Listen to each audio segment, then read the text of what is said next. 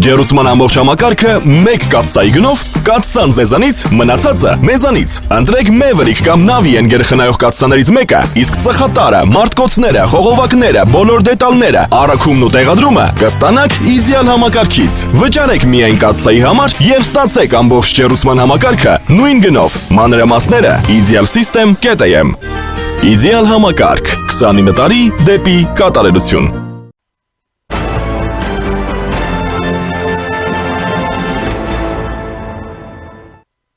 Ողջույն, դուք դիտում եք առաջին լրատվականը, ես Ժիրայր Ոսկանյանն եմ։ Զրուցակիցս ազգային ժողովի պատգամավոր Արփի Դավոյանն է, ողջույն տիկին Դավոյան, շնորհակալություն միանալու համար։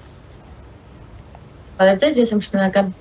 Տիկին Դավոյան, Կենտրոնական ընտրական հանձնաժողովը 3 կուսակցությունների ընտրական ցուցակներից 105 անձի պատգամավորի մանդատ է տրամադրել, քաղաքացիական պայմանագրից 64 թեկնածու, Ուժեղ Հայաստան դաշինքից 29 եւ Հայաստան դաշինքից 12 թեկնածու, օգոստոսի 2-ին էլ արդեն նոր գումարման 9-րդ գումարման ազգային ժողովի անդրանիկ նիստն է տեղի ունենալու։ Նախ մանդատների չվերցնելու մասով ընդդիմությունը երկար մտածում էր, հայտարարություններ էր անում եւ այլն, բայց այնուամենայնիվ մանդատները վերցնում են եւ դա բացատրում է նրանով, որ խորհրդարանով հասկացել են այդ թվում խորհրդանով եւ դրա հետ հարմար պահի զուգորդելով փողոցը ավելի հեշտ կկարողանան հեռացնել այս իշխանությանը, կան որոշակի մեկնաբանություններ նաեւ, որ այս կազմով խորհրդանը երկար կյանք չի ունենալու եւ գուցե ականատես լինենք արտահերթ ընտրությունների, հա։ Երկու մասով կխնդրեմ ձեր դիտարկումները, հավանականությունը արտահերթ ընտրությունների պայմանավորված խորհրդանի կազմով եւ այսինքն նաեւ հետագա ընթացիկ գործողություններով, որոնք կարող են տեղի ունենալ, որովհետև շատ տարատեսակ քրեական գործեր կան հարուցված, որոնք ընթացքի մեջ են, այս մասով եւ իշխանությանը խորհրդանով ու փողոցի զուգորդմամբ հեռացնելու հնարավորությունը։ Շատ ծավալուն հատ ստացվեց, որովհետև ես կարծես 3 մասից էր արդեն բաղկացած, սկսենք խորհրդարանից, փողոցից, օրինացված գործունեությունից։ Այս ընդդիմությունը իմ կարծիքով պատրաստ չէ ուղղակի խորհրդարանում աշխատելու, որովհետև երբ հետ հայացքով նայում ենք հակասահմանադրական թեկնածու Սամվել Կարապետյանը բացարձակապես պատրաստ չէր ընդդիմություն լինելուն եւ նա պատրաստվում էր վատշապետ լինել դիտեսին ինչ ճանապարհով եւ հետեւաբար այդ ուժի ներկայացուցիչները չգիտեն ընդդիմություն լինելը ինչպիսի գործունեություն է իրենց ենթադրում եւ չեն պատկերացնում իրենց աշխատանքը եւ նրանց այսօրվա իրավիճակն էլ դրա մասին է խոսում անհասկանալի ձևով իշխանության գնացող քաղաքական ուժի ցուցակը անընդհատ պակասում է, նախընտրական ցուցակը անդադ ինչ-որ մարդիկ մանդատները գնում են եւ անհասկանալի անգամ եւ անբացատրելի է կարծում եմ, որ նախընտրական ցուցակի 3-րդ համարը հրաժարական է տալիս, դա արդեն խիստ զարմանալի է, հետեւաբար իշխանությանը հեռացնելուց առաջ կարծես իրենց են հեռացնում ընդդիմությունից եւ իրենց են հեռացնում պատգամավոր լինելուց անհասկանալի գործելավոճը, թե դա շատ նորմալ է, որովհետեւ իրավիճակային կազմված քաղաքական ուժը չի կարող երկար կյանք ունենալ։ Մեր քաղաքական ուժի, ազգային ժողովի, ընդհանրապես մեր քաղաքական կյանքի վերաբերյալ, մեր գործունեության վերաբերյալ բազմաթիվ վատատեսական սցենարները, որոնք միշտ հնչել են ընդդիմության կողմից, միշտ վերաբերել են իրաչոն ընդդիմությանը, հետեւաբար այդ ամեն ինչը թե ընդդիմությունը կարող է եւ խորհրդարանով եւ փողոցով իշխանափոխության հասնել, դրանք սին են եւ որևէ եւ արդարանալու եւ իրականանալու հույսեր չունեն եւ չեն կարող ունենալ։ Առավել եւս երբ խոսում ենք քրեական գործերի վերաբերյալ, քրեական գործերը հարուցվում են ընտրակաշառք բաժանելու հետ կապված եւ այն, որ ընդդիմությունը իրեն պատառոտում, կոտորում է ասելով, որ այդ Հայաստանում քաղաքվանդարկյալներ կան,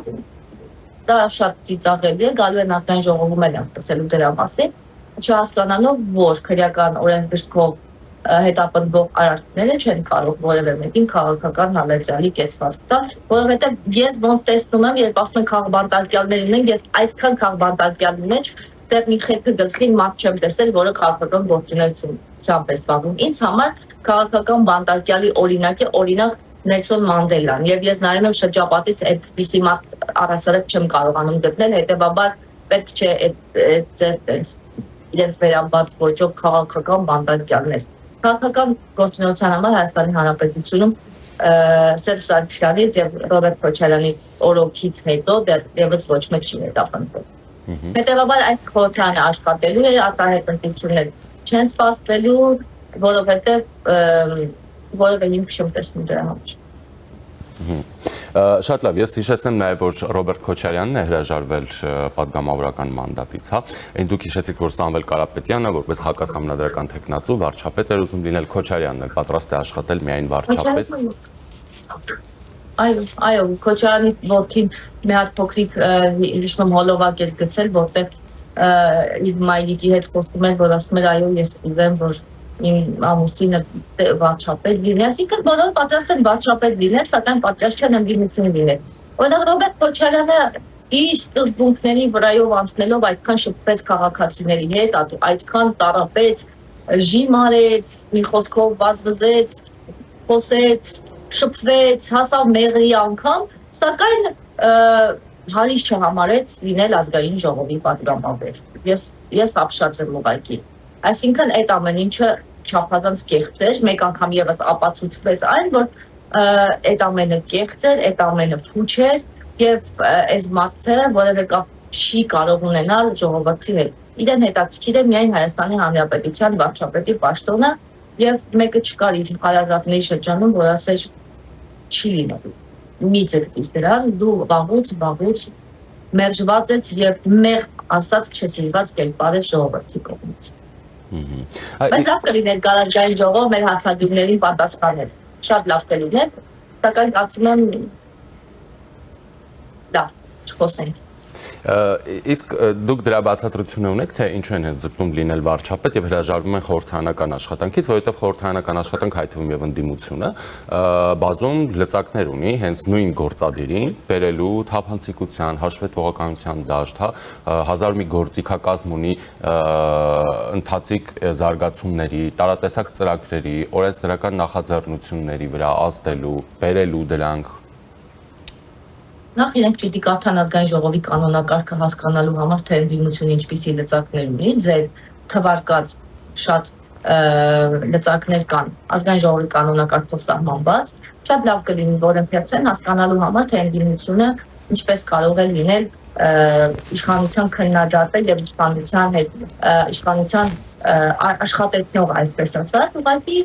ընդդիմության ներկայացուցիչները պատրաստ չեն եղել լինել ընդդիմություն 18 թվականից սկսած այդ մարդիկ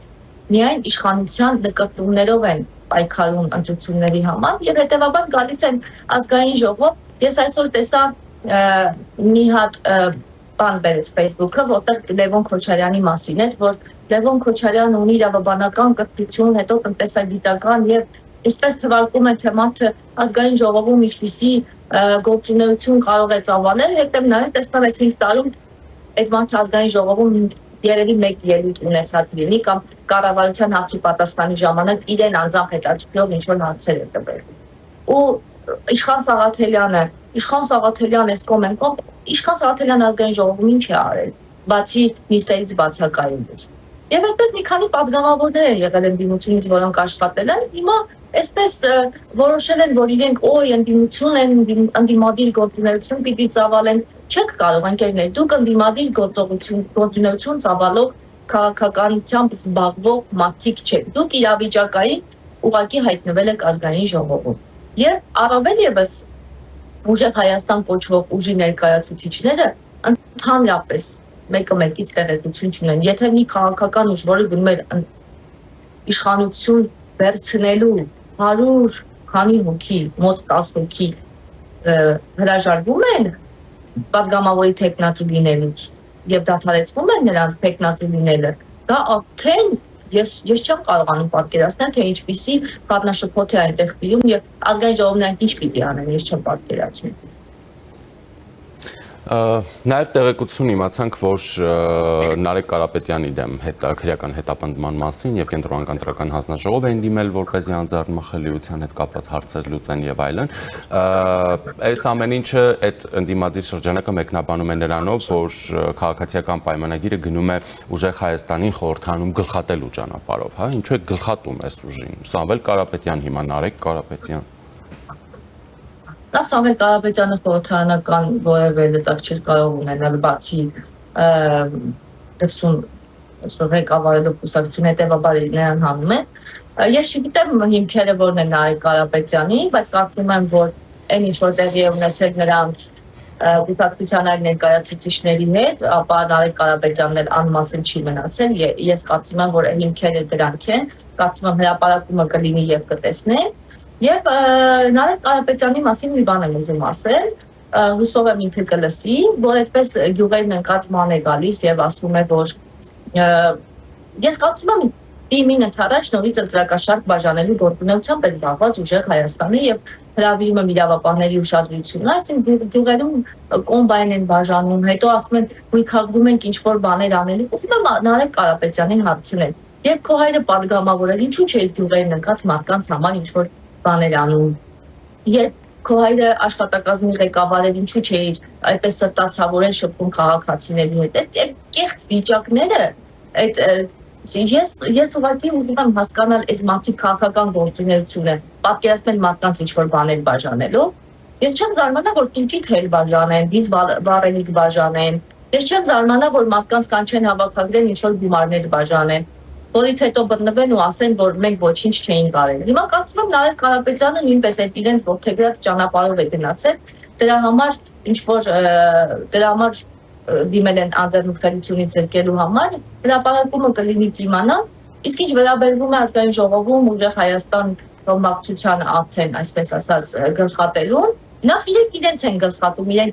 իրենք մանդատները դնում են, եւ քրեական հոդվածներով հետապնդվող մարդիկ մենք ասեցինք, 1000 անգամ ասացինք, չէ՞ որ ընտրակաշարք տալը, վերցնելը, բարեգործության արգելքը չկատարելը հետապնդվող քրեական հետապնդվող արարքներ են։ Մարդիկ ամենայն դեպս այդ բոլոր խախտումները կատարել են, թող որևէ կերպ չբողոքեն, թող պատրաստ լինեն այն բոլոր պատիժներին, որը սահմանված է քրեական օրենսգրքով եւ հպարտորեն գնան այդ ճանապարհով, որովհետեւ իրենք իմացել են ինչ են անում եւ արել են, որտեղ իրենք մտածել են, որ իրենք 100%-անոց հաղթելու են եւ ոչ մի բանի առաջ կանգ չեն արել։ Ոչ մի բանի առաջ։ Հետևանքներն են վայելեն։ Տիկին Դավոյան, ուժեղ Հայաստանից նաև նշեցին, որ այն համայնքներում, որտեղ իրենք առավելագույն ձայներն են ստացել, հիմա քանակը չեմ հիշում, բայց ընտանիքներին ինչ որ X քանակի երեխաներից հետո բնակարաններ են նվիրելու, տուն են կառուցելու։ Կարող է այս ավանդույթը շարունակվի, դուք էլ որոշեք, որ աշխատելու եք միայն նրանց համար, ովքեր ձեզ են ձայն տվել։ Ես դրան ուզում եի անդրադառնալ, շնորհակալ եմ հարցի համար։ Այսինքն այնպես է դուրս գալիս, որ այն համայնքներում, որտեղ բացել ձայն են ունեցել, պետք է ինչ-որ բաներ անեն, այն համայնքներում, որտեղ իրենք ձայն չեն հավաքել, Հայաստանի Հանրապետության քաղաքացիներ չեն։ Սա նորից նրա մասին է խոսում, որ իրենց համար Հայաստանի Հանրապետության քաղաքացիները ուղղակի ընտրական մատերիալ են։ Ես կներեք այդ բառից համար, այդ ձայնագրությունների մեջ էլ է, պետք է քանակով էին հաշվում մարդկանց, եւ հիմա նորից շարժվում են այդ կաշառքի ճանապարհով, դա ընտրակաշառք է։ Ես շարունակում եմ պնդել, որ իմ ընտրություններին ընդառաջ իրենք սկսում են մարդկանց ընտրակաշառք բաժանել։ Դա ընտրակաշառք է, գրավել մարդկանց տուն բաժանելով, այդ բանով, խոստումներով, ինչ-որ գյուղատնտեսական մեքենաներ տալու խոստումներով եւ անելով, այդ ամեն ինչը միևնույնն է նորից հետևանքներ է ունենալու, որովհետեւ իրենց համար մարդիկ առնելու եւ ծախելու համար են։ Պետք է 5 երեխա ունեցող 5 երեխա էին նշել, 5 երեխա ունեցող ընտանիքներին տուն տղատնունա կտան։ Հետո այդ 5 երեխա ունեցողները իրենց կընտրեն։ Այդ է իրենց հաշվարկը։ Թե դա քաղաքական մտածողություն չէ։